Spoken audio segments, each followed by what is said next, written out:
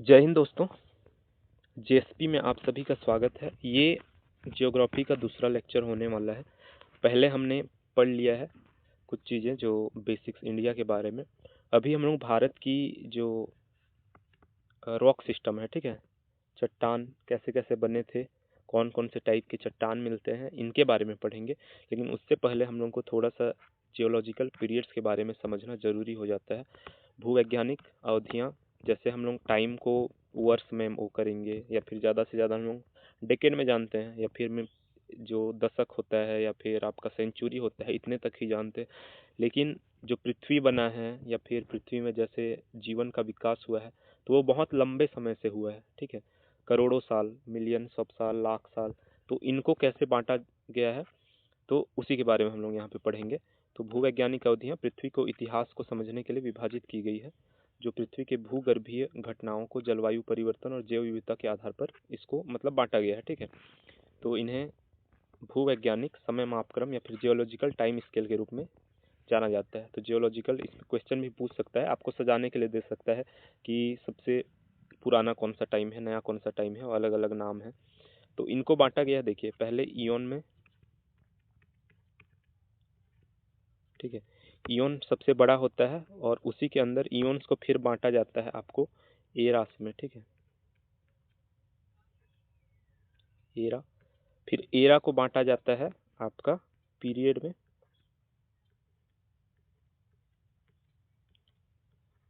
और पीरियड को फिर बांटा जाता है एज में, ठीक है। तो ये आपको याद रखना है कि सबसे बड़ा जो समय का माप, वो जियोलॉजिकल वो में पीरियड्स में सबसे बड़ा जो यूनिट है वो है इयोन, उसके बाद एरा, ठीक है, उसके बाद पीरियड, और उसके बाद आपका एज, ठीक। तो इयोन्स में कौन कौन सा इयोन्स बांटा गया है, तो उतना इसको आपको याद रखने की ज़रूरत नहीं है, ठीक है। बस एक पढ़ा दे रहा हूँ, और उसके बाद आपको बस ध्यान में रखना है कि ऐसा ऐसा हो सकता है करके। आपको बहुत ज़्यादा रटने के लिए, इसके लिए टाइम खपाने की ज़रूरत नहीं है। पहला है हेडियोन इयोन, ठीक है। जो इंपॉर्टेंट होगा मैं बताते जाऊँगा, जिसको आपको याद करना है उसको तो आपको याद करना ही पड़ेगा, ठीक। पहला है हेडियोन इयोन, ठीक। तो ये 4600 से 4000 मिलियन वर्ष पहले, ठीक। तो इस टाइम क्या हुआ था, पृथ्वी का निर्माण हुआ था, महासागर और वायुमंडल का विकास हुआ था, और यहाँ पर कोई जीवन नहीं था अभी, ठीक है। हेडियोन इयोन में नहीं था जीवन। आर्कियन इयोन में भी, अगला जो इयोन है आर्कियन इयोन, इसमें भी आपका जीव अभी तक नहीं आए थे, ठीक है। जो नॉर्मल सिंपल महाद्वीप सूक्ष्म जीव जो थे, बस यही आर्कियन जीव में थे। तो प्राचीन महाद्वीपों का विकास, तो जितने भी यहाँ पर आपके चट्टान भी साथ में बन रहे हैं अभी, ठीक है, हेडियन इयोन में आपका पृथ्वी का निर्माण हो रहा है, मतलब यहाँ पर चट्टान लावा जो हो रही है वो ठंडी हो रही है, और ज़मीन बन रही है, ठीक है। तो वो सारी चीज़ें होती हैं। तो यहाँ पर भी आर्कियन में भी वही यहाँ तक भी चलते ही रहता है, 2500 मिलियन आसपास पूर्व, ठीक है। तो यहाँ पर भी ये देखिए, पृथ्वी के पहली चट्टानों का निर्माण यहाँ पे होता है, महाद्वीपों का भी निर्माण होता है यहाँ पे, ठीक है। जब पुरानी महाद्वीप थी, पुरानी महाद्वीप मतलब क्या, कि आपकी सबसे पहले एक ही लैंड मास हुआ करता था, ठीक है, एक समुद्र था, और सब चारों साइड इसके पानी ही थी, ठीक। तो इसको बोला जाता था पेंजिया,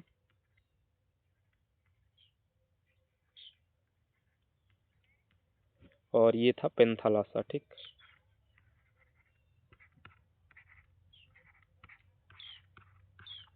तो पेंजिया और पेंथालासा दो भागों में बांटा था। ये पेंजिया फिर लॉरेसिया और गोंडवाना करके लैंड करके ये दो भागों में टूटा। उसके बाद फिर उसमें से, और जो अभी हम लोग देखते हैं वो सारे महाद्वीप जो रहेंगे वो फिर टूट के अलग अलग हुए, ठीक। और फिर इधर उधर से भागते गए, आपस में इनका विस्तार हो गया। फिर इधर जो पृथ्वी हम लोग का जो भारत था, वो ऑस्ट्रेलिया के साथ था, ऑस्ट्रेलिया से टूट के फिर वापस आके यहाँ पर आपका जो एशिया और यूरेशिया बोलते हैं उसको, यूरोप और एशिया दोनों का साथ में वो रहता है, तो उसमें जाके ये धंसता है, और उसके बाद वहाँ पे आपका हिमालय बनता है, ठीक है। तो इंडिया ऑस्ट्रेलिया वाला का पार्ट था। तो अभी जो आप देखते हैं मैप, वो ऐसे ही बना है, ठीक है। पेंजिया, पेंथालासा, और यहाँ पे टेथिस सी करके था एक, जो अभी क्या हो गया है आपका, मतलब विलुप्त हो चुका है टेथिस सी। पर वहाँ पे था आपका जब आपका यूरेशिया और इंडिया के बीच में था, ठीक है। तो आर्कियन इयोन पढ़ लिया हमने। उसके बाद प्रोटेरोजोइक इयोन, ये 2500 से 541 मिलियन वर्ष पहले। यहाँ पर ऑक्सीजन क्रांति हुई थी। ऑक्सीजन क्रांति क्या होती है, यहाँ पे बहुत सारे आपके जो सूक्ष्म जीव थे ना, उन्होंने ऑक्सीजन रिलीज किया और पूरा जो पृथ्वी था ऑक्सीजन से भर गया था। ठीक है, ऑक्सीजन मतलब बहुत सारे बनने लगे, तो ये ऑक्सीजन क्रांति कहलाता है। ऑक्सीजन क्रांति के बाद और बहुत सारे कॉम्प्लेक्स जो जीव थे वो बनने लगे। जटिल कोशिकीय जीवों का विकास, मतलब पहले तो अभी क्या था, सिंगल सूक्ष्म जीव वाले थे यहाँ पे आर्कियन इयोन में। उसके बाद यहाँ पे जटिल मतलब बहुकोशिकीय जीव भी बनने लगे। ठीक, हिमयुग की घटनाएं होने लगी। हिमयुग मतलब आइस एज जो बोलते हैं, पूरा पृथ्वी बर्फ का गोला बन गया था उसके बाद। ठीक है, उसी को हिमयुग बोला जाता है। जो आधुनिक युग है उसको फेनेरोजोइक इयोन बोला जाता है। 541, ये आपको याद रखना है कि फेनेरोइक अभी कौन सा इयोन चल रहा है, फेनेरोजोइक इयोन चल रहा है। ठीक है, 541 मिलियन वर्ष से पहले से अभी तक। इसमें यहाँ पे जटिल व जीवों का विकास हुआ, पौधों का विकास हुआ।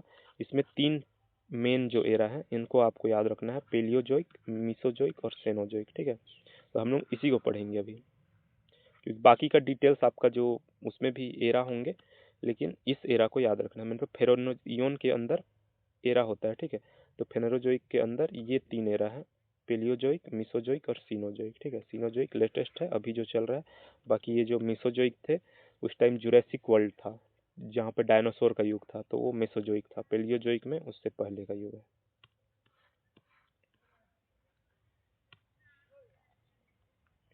तो मेन जो एरा है वही जो 3 एरा है उसके बारे में पढ़ेंगे। पेलियोजोइक एरा के अंदर क्या होते हैं, पीरियड्स होते हैं, बताया था। तो ये जो एरा था वो 541 से 252 मिलियन वर्ष पहले तक चला है। तो सबसे पहले इसमें जो पीरियड है वो कैम्ब्रियन पीरियड। ये सब भी आपको उतनी याद रखने की ज़रूरत नहीं है, मैं ट्रिक एक बता दे रहा हूँ कि इसको आप याद रख सकते हैं क्या, कि कैमरा कैमरा लिख लीजिएगा, कैमरा ऑर्डर करो। ठीक है, कैमरा ऑर्डर करो, क्योंकि हम लोग कहाँ जा रहे हैं, शिमला देखने कार पर निकलेंगे। ठीक है, कैमरा ऑर्डर करो, शिमला देखने कार पर चलेंगे। ठीक, ये याद रखिएगा। तो इससे क्या होता है कि पहला कैम्ब्रियन पीरियड है, इसमें पहला जलीय जीवन का विकास हुआ। ऑर्डोविशियन, यहाँ पे मछलियाँ बहुत सारी नए कई किस किस्म की मछलियाँ हुई, विकास हुआ उनका।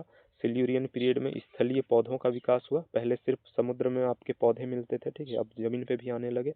उसके बाद डेवोनियन पीरियड, अब पौधे जब जमीन पे आ गए तो फिर अब आपके उभयचर जीव भी आएंगे जो पानी में भी रह सकते हैं और स्थल पे भी रह सकते हैं। ठीक है, तो ऐसे जीव जैसे मेंढक वेंढक, इनका विकास हुआ डेवोनियन पीरियड में। कार्बोनिफेरस, नाम से ही क्या पता चलता है, कार्बन, कार्बन कहाँ से मिलता है, पेड़ों में रहता है कार्बन। ठीक है, तो ये जो कार्बन होंगे तो वहाँ पे वनों का युग होगा। ठीक है, और साथ में बड़े बड़े कीट जो थे, वो जो कीड़े मकोड़े, वो आपके इसमें विकास हुआ। पर्मियन एज में क्या हुआ, पेंजिया महाद्वीप का निर्माण हुआ, बड़े पैमाने पर विलुप्ति स्टार्ट हो गई। ठीक है, यहाँ पे अब बहुत सारे जीव जो थे विलुप्त होने लगे पर्मियन एज में।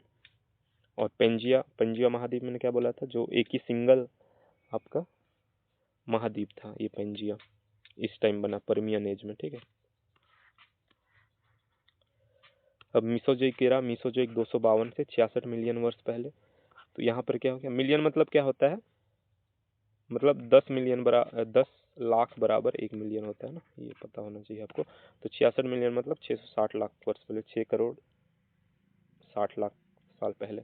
ट्रायसिक पीरियड मीसोजोइक एरा में 3 पीरियड में बांटा गया। ठीक है, ट्रायसिक, जुरासिक और क्रिस्टेशियस। जुरासिक तो आपको पता होगा, मूवी का नाम भी एक जुरासिक पार्क करके होता है, उसमें डायनासोर को दिखाया गया है।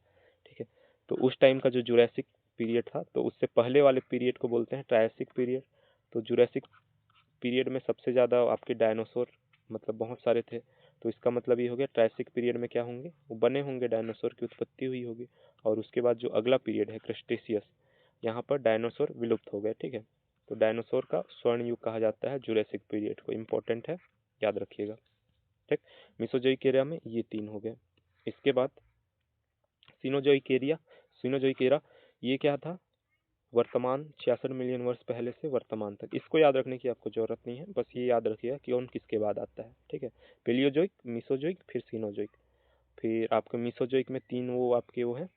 ठीक है, उसको याद रख लीजिएगा कि ट्रायसिक, जुरासिक और क्रस्टेशियस। ठीक, अब सीनोजोइक एरा, ये इंपॉर्टेंट है, ये तीनों को आपको याद रखना है।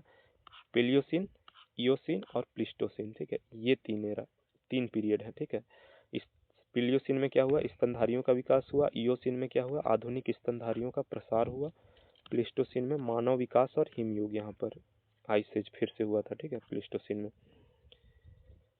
तो ये था आपका जियोलॉजिकल पीरियड, ठीक है। इसको सजाने के लिए वो बोल देता है, जैसे प्लियोसीन दे दिया, जुरासिक वो दे दिया और कोई सा दे दिया, वो बोलेगा कि इनको क्रम से बैठाओ, ठीक है, बढ़ते क्रम या घटते क्रम में। तो इसको आप अब कर सकते हैं। अब चलते हैं भारत में रॉक सिस्टम। अब इसी पे जियोलॉजिकल पीरियड थे ना, अलग अलग टाइम पे अलग अलग घटनाएं हो रही थी, ठीक है। कहीं पर सूक्ष्म जीव पैदा हो रहे थे, कहीं पर आपके पृथ्वी का निर्माण हो रहा था, महाद्वीपों का निर्माण हो रहा था, और उसी के हिसाब से भारत में भी जो रॉक सिस्टम है वो बने थे, ठीक। तो भू वैज्ञानिक संरचना बहुत ही प्राचीन और विविध है। इसे विभिन्न शैल समूहों में विभाजित किया गया है, जो पृथ्वी के विकास और खनिज संसाधनों को समझने में सहायक होता है।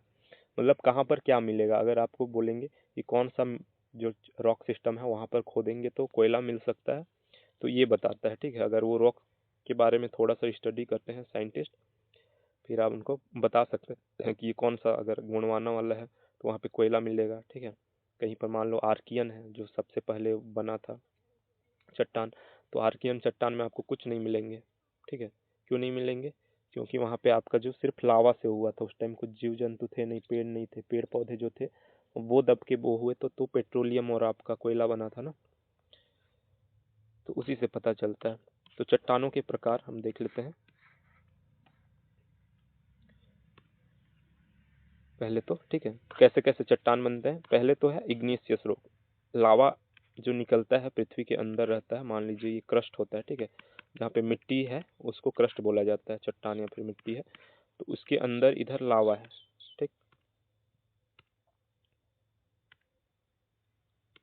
देखिए, तो ये लावा जो रहेगा, ये मान लो पृथ्वी पे निकला तो ये फैलेगा ऐसे, तो ये फिर ठंडा होगा और आपका ये एक टाइप का चट्टान बना लिया, ठीक है।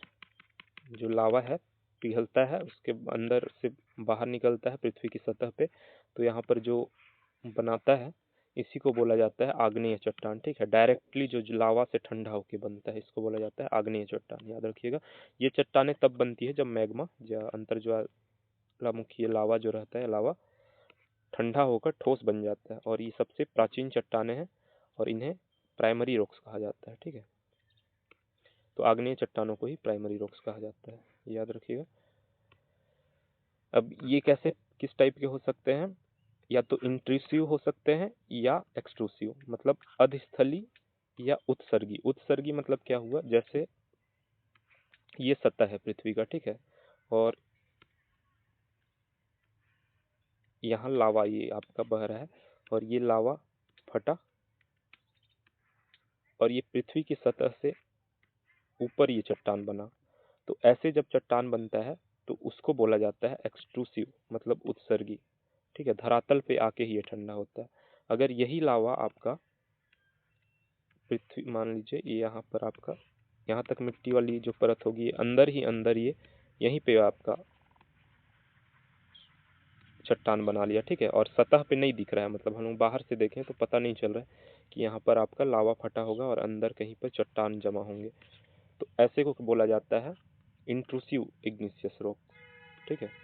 तो मैग्मा पृथ्वी के भीतर ही ठंडा हो जाता है और जम जाता है, ठीक है। धीमे ठंडा होने के कारण क्रिस्टल बड़े होते हैं, अंदर में धीरे ठंडा होता है, बाहर आएगा तो ज़्यादा हवा लगेगा, ज़्यादा जल्दी ठंडा होगा, ऊपर का टेम्परेचर कम है, ठीक है, अंदर थोड़ा जल्दी ठंडा नहीं होता। तो ऐसे एग्जाम्पल क्या क्या है, किसके हैं इंट्रूसिव वाले के, ग्रेनाइट और डोलेराइट, ठीक है। ग्रेनाइट आप लोगों को ग्रेनाइट पत्थर याद पता होगा, जो घर वर कुछ कुछ बनाने में वो करते हैं, तो वो होता है, ठीक है, संगमरमर पत्थर जिसे बोला जाता है। डोलेराइट पत्थर ये भी इसका एग्जाम्पल है, ठीक। नेक्स्ट है एक्सट्रूसिव, जो बाहर आके ठंडा होते हैं। तो ऐसे चट्टान बेसाल्ट, ऑब्सीडियन, जो आप नॉर्मली देखते हैं ना पत्थर पर काला कलर के जो रहते हैं, कहीं कहीं पर भी आप पहाड़ पर जहाँ पर भी कहीं देखेंगे पत्थर, तो वो सारे आपके बेसाल्ट पत्थर होते हैं, ठीक। लावा के धरातल पर आकर ठंडा होता है, तेजी से ठंडा होने के कारण यहाँ पे क्रिस्टल छोटे होते हैं, ठीक। जो क्रिस्टल्स होते हैं वो छोटे छोटे होते हैं, मतलब एक जैसे टाइप के दिखते हैं वो। विशेषताएं, ठोस और कठोर होती है, कोई परत या स्तर नहीं होते, क्रिस्टलीय संरचना होती है। ये इंट्रूसिव आपका इंट्रूसिव नहीं, ये आपका आग्नेय चट्टान के बारे में बोल रहा है कि ठोस और कठोर होती है, कोई परत या स्तर नहीं होता, क्योंकि एक साइड साथ बने हैं, ठीक है, साथ में पूरा लावा एक साथ बहा, ठीक, तो एक ही जैसे लावा पूरा वो रहेगा, क्योंकि बहुत ज़्यादा टेम्परेचर पे लावा रहता है तो सब आपस में मिक्स रहता है, क्रिस्टलीय संरचना होता है, ठीक। तो इसमें ग्रेनाइट में फेल्सपार और क्वार्ट्ज पाया जाता है, ये खनिज संपदा आपका मिलता है, ठीक है। तो ये आपका आग्नेय चट्टान का है। इसके बाद सेडिमेंट्री रॉक्स, अवसादी चट्टानें, वही जो आग्नेय चट्टान है, ठीक, आग्नेय चट्टान, आग्नेय चट्टान आपके टूटेंगे, ठीक है, मान लीजिए टेम्परेचर बढ़ा घटते रहता है, जिसके चलते ये ब्रेक होने लगते हैं, हवा में टूटा, पानी वानी बरसात हो रहा है उसके चलते ये इसका क्षरण हुआ, क्षरण होने के बाद ये फिर कहीं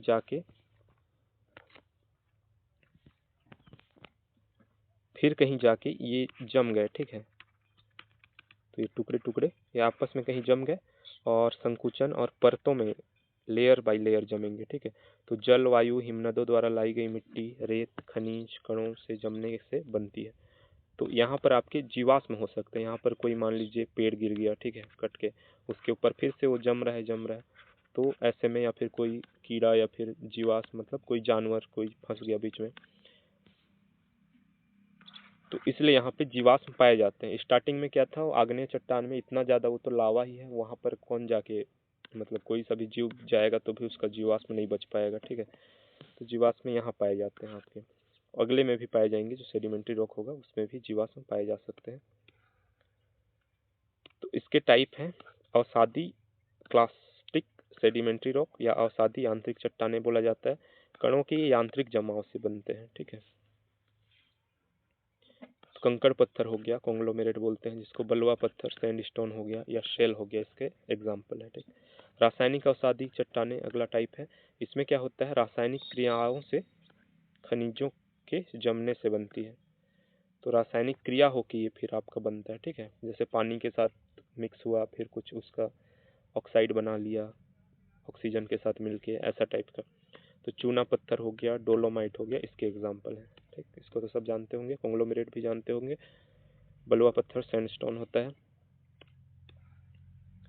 उसके बाद जैविक अवसादी चट्टानें, ऑर्गेनिक सेडिमेंट्री रॉक्स, तो ये क्या होते हैं, आपके जैविक अवशेष इसमें पाए जाएंगे, ठीक है, पौधों और जानवरों के अवशेष के जमा होने के चलते यहाँ पे कोयला, पेट्रोल जो रहेगा, चौक रहेगा, ये सब आपके क्या होंगे, ऑर्गेनिक सेडिमेंट्री रॉक्स हैं। याद रखिएगा, इंपॉर्टेंट है, सेडिमेंट्री रॉक्स में आपके पाए जाते हैं कोयला और पेट्रोलियम वाले पदार्थ, ठीक है। तो विशेषता क्या है, ये लेयर वाली होती है, परतदार होती है, इसमें जीवाश्म मिल सकते हैं, नरम और हल्की होती है, ठीक है, क्योंकि जो आपकी आग्नेय चट्टान है वो डायरेक्टली लावा से बनी है तो कठोर होंगी, और ये क्योंकि टूट फूट के बनी है तो उतने अच्छे से ज़्यादा इसका वो नहीं होता, ठीक है, कंप्रेशन नहीं हुआ रहता है, तो नरम और हल्की रहती है। इसमें कोयला, पेट्रोलियम, लाइमस्टोन, ये सब इसमें खनिज संपदा मिलते हैं। नेक्स्ट टाइप है मेटामॉर्फिक रॉक, मेटामॉर्फिक या कायांतरित, मतलब इनका काया चेंज हुए रहता है, कैसे होता है, जो पहले से आग्नेय या अवसादी चट्टान है, ठीक है, अगर उसको हाई टेम्परेचर और प्रेशर में रख दिया जाए, मतलब जमीन के अंदर ये दब गए बहुत साल तक, ठीक है, तो ये रूपांतरित हो जाते हैं, तो संरचना और खनिजों में इनका परिवर्तन हो जाता है फिर, ठीक है। तो जैसे कायांतरित, तो ये क्या टाइप हो सकते हैं, या तो आग्नेय चट्टान से बने होंगे, ठीक है, कायांतरित आग्नेय चट्टान का रूपांतरण हुआ, तो जैसे ये आपका आग्नेय इग्निशियस रॉक है, ग्रेनाइट, तो ग्रेनाइट जब कायांतरित होता है तो क्या बनता है, नीस बनता है, ठीक है, ग्नीस। बेसाल्ट जो होगा वो उसको अगर हाई टेम्परेचर प्रेशर पे दबा देंगे तो वो सिस्ट बन जाएगा, तो ये टाइप के रॉक बनेंगे। फिर अवसादी चट्टानों से, जैसे चूना पत्थर अवसादी चट्टान है, इससे अगर ये होगा तो संगमरमर जो बनता है, मार्बल, वो चूना पत्थर के बहुत हाई टेम्परेचर प्रेशर में दबने से बनता है, ठीक है। शेल अगर दबेगा, शेल टाइप का जो पत्थर रहेगा वो, तो स्लेट बनता है, ठीक। विशेषताएं क्या है, ये ज़्यादा कठोर होती है, ठीक है, परतें नहीं होती हैं इसमें, क्योंकि साथ में सब बनते हैं दब के, तो क्रिस्टलीय संरचना होती है इसमें। तो ये याद रखिएगा कि आपका जो सेडिमेंट्री से ज़्यादा कठोर होती है, ठीक है। ये सेडिमेंट्री से भी और आपका इग्निशियस से भी कई टाइप के होते हैं जो कठोर होते हैं। संगमरमर, नीस, स्लेट ये आपके खनिज है। अब आते हैं भारत में कौन कौन से रॉक सिस्टम पाए जाते हैं, ठीक। तो पहला है आर्कियन शेल समूह। आर्कियन शेल समूह ये कब बना था? जब आर्कियन एज में बना था, 4 से 2.5 अरब वर्ष पहले हेडियन और आर्कियन युग में बना था, ठीक है। जो पहले 2 युग थे उनमें। कहाँ कहाँ पाया जाता है? पेनिनसुलर जो आपका जो पठारी भाग है नीचे साउथ इंडिया वाला से लेके कर्नाटका, तमिलनाडु, उड़ीसा, झारखंड, एमपी, यहाँ आपका ये पूरा फैला हुआ है, ठीक। सबसे प्राचीन चट्टानें हैं, कायांतरित चट्टानों का समूह है, ठीक है, मतलब मेटामॉर्फिक चट्टान है। इसमें कोई जीवाश्म नहीं पाया जाता, ठीक। आर्कियन पुराने वो हैं इसलिए नहीं पाया जाता। ग्रेनाइट, नीस, सिस्ट। ग्रेनाइट से ही नीस बनता है और सिस्ट, ठीक है, इस सेल से सिस्ट बनता है। तो जो इग्निशियस रॉक्स थे ना वही आपस में फिर वो आपके वो बने हैं मेटामॉर्फिक होके। ये आपके सेडिमेंट्री रॉक्स मेटामॉर्फिक नहीं बने हैं, ठीक। इसलिए इसमें जीवाश्म नहीं पाया जाता। क्या क्या पाया जाता है? ग्रेनाइट, बेसाल्ट, लौह अयस्क पाया जाता है, मैग्नीज भी इसमें पाया जाता है, ठीक। उसके बाद सेकेंड टाइप है आर्कियन के बाद धारवाड़ रॉक सिस्टम। धारवाड़ वाला क्या है? ये थोड़ा उससे नया है, 2.5 से 1.8 अरब वर्ष पहले। ये प्राचीन प्रोटेरोजोइक पीरियड में बना है। कर्नाटका, महाराष्ट्र, आंध्र प्रदेश, तमिलनाडु में पाया जाता है। मुख्य विशेषता क्या है? ये सबसे पुरानी कायांतरित चट्टान है, ठीक है। मुख्य रूप से नरम होते हैं और सबसे पहले धारवाड़ जिले में अध्ययन किया गया था, इसलिए इसका नाम क्या है? धारवाड़ रॉक। चट्टानों के प्रकार ये स्लेट टाइप के होते हैं, क्वार्टजाइट हो गए, लाइमस्टोन हो गए, ठीक है, ये पाए जाते हैं। क्या क्या इसमें पाया जाता है? लौह अयस्क, सोना भी पाया जाता है, कोलार गोल्डफील्ड इसी में के अंतर्गत है, कॉपर है, ठीक है। तो ये जो आपके धारवाड़ सिस्टम में ये सब पाए जाते हैं। इम्पोर्टेंट है, याद रखिएगा कि कोलार गोल्डफील्ड कौन से रॉक सिस्टम का हिस्सा है, तो धारवाड़ का है, याद है रखना है आपको। उसके बाद है कडप्पा, ठीक। तो कडप्पा शैल समूह ये 1.8 से 1.4 अरब वर्ष पहले है। ये मध्य प्रोटेरोजोइक एरा में ये विकसित हुआ था। उसके बाद कहाँ पाया जाता है? आंध्र प्रदेश और तमिलनाडु में। मुख्य विशेषता क्या है इसका? कि ये अवसादी चट्टानें होती हैं, ठीक है, सेडिमेंट्री रॉक्स होते हैं। कडप्पा जिले में पहली बार अध्ययन किया गया था। स्तरित और कम कायांतरित चट्टान, मतलब क्या है यहाँ पे? अवसादी चट्टानें हैं, मतलब यहाँ पे आपका सैंडस्टोन, सेल, लाइमस्टोन पाया जाएगा, चूना पत्थर पाया जाएगा, ठीक है।